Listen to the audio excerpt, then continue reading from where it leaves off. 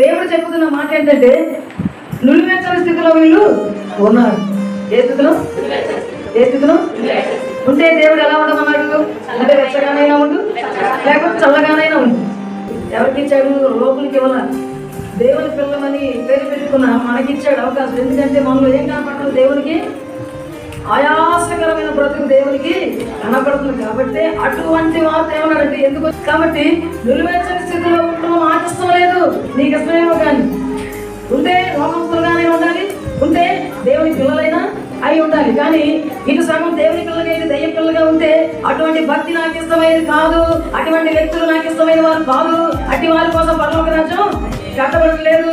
పరిశుద్ధుల కోసమే, పవిత్రుల కోసమే, నీతిమంతుల కోసమే, న్యాయవంతుల కోసమే, దేవుని భయభక్తులు కలిగి దేవుని కొరకు జీవించేటువంటి జీవితం కలిగిన వారి కోసమే పరలోక రాజ్యం సిద్ధపాటు కలిగి ఉన్నదని దేవుడు ఏం చేస్తాడంటే ఉన్నది ఉన్నట్టుగా చెప్తున్నాడు.